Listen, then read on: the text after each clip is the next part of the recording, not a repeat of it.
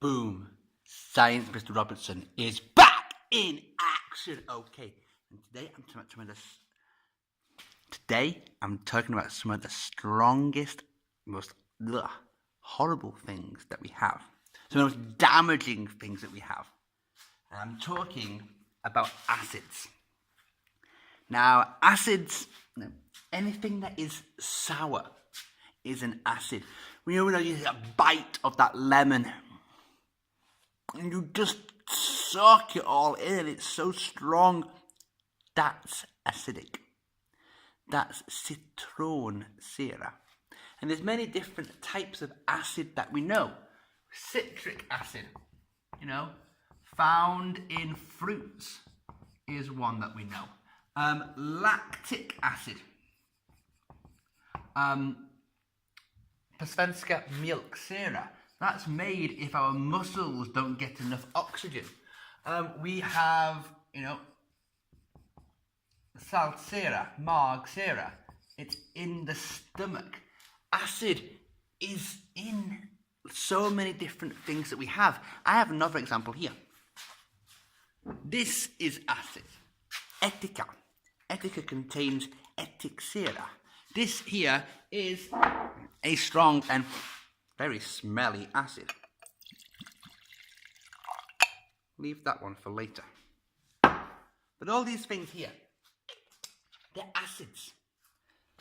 And they can be quite good.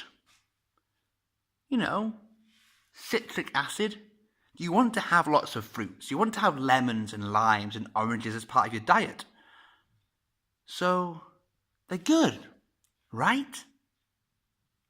Well, the problem here is that all of these things that are acids, they can corrode.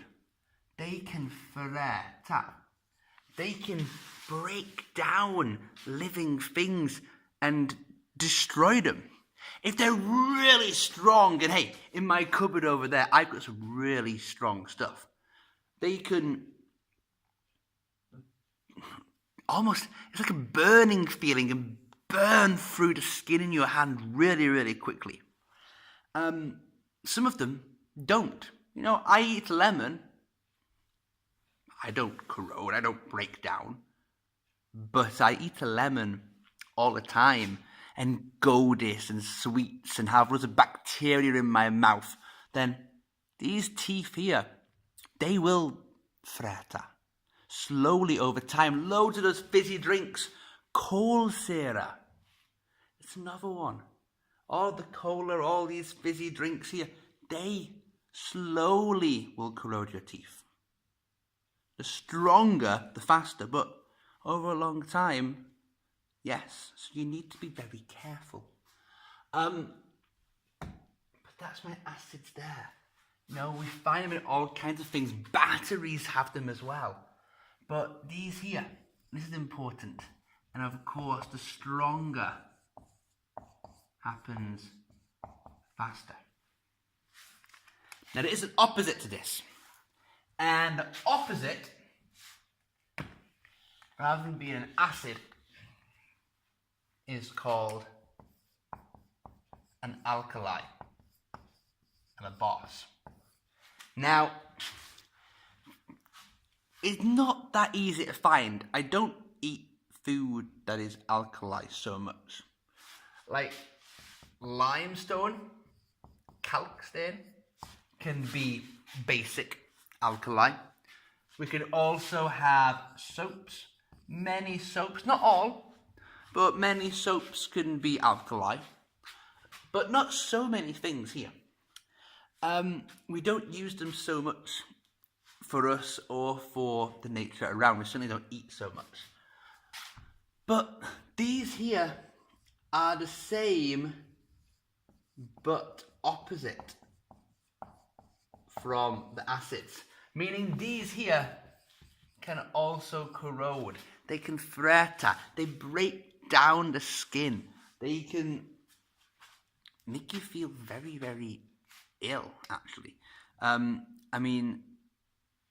Not for me, but many people, they can get something called heartburn. You know, if you have in your stomach, you have all this acid, and if some of that acid comes up here, but this can't handle the acid and it gets really, really sore. If you throw up, it's all really sore here afterwards. You need a drink of water to cool and calm it down. And that's the magic trick. With acids or alkalis, the best way to fix any problems is with water. And this is why. An acid plus an alkali will make a salt. And it might be the salt you put on your chips, but it might not be. And water. Water is exactly in the middle of this here. Acids go over here, water in the middle, and alkali on the other side. Water is exactly in the middle. Yes! I have an acid on my hand. Oh my goodness. Man can tell it the boss or leg it. Don't. Because to know exactly how much base you need when it goes in your hand is not the right idea. If you get any chemical on your hand like that, the best thing to do is to get water and hold it underwater for a few minutes. Because water is neutral. And if you have more water, that will balance it out.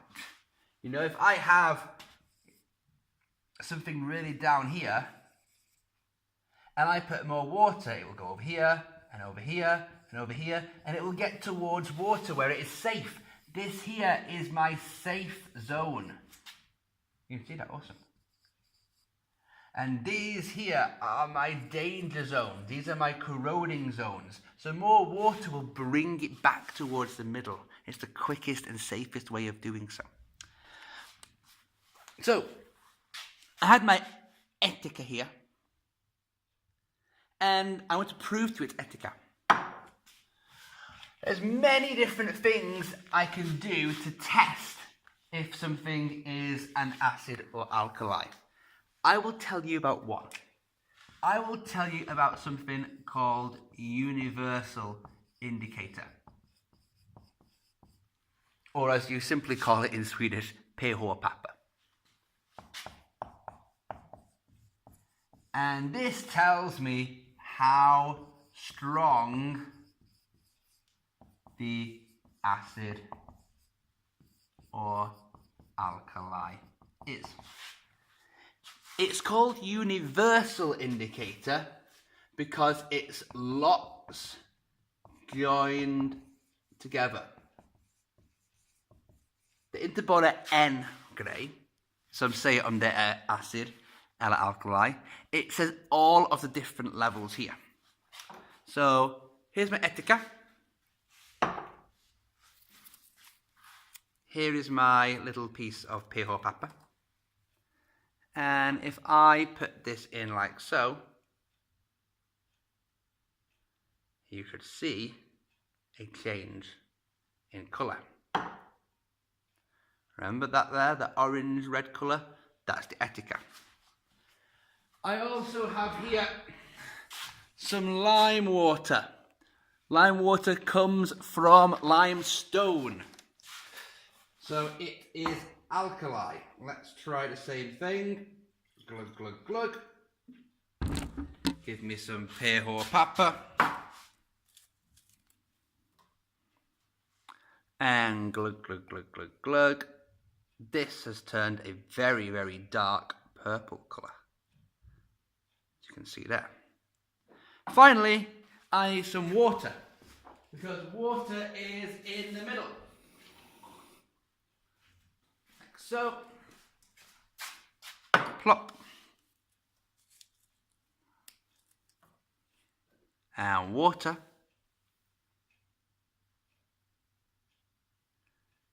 Doesn't change colour so much. You'd say it's kind of a little bit green, but not so much. Universal indicator always has these colours here. Reds for the acids, change into orange and yellow. 7, if you see the number 7 there, that is neutral. Water is neutral.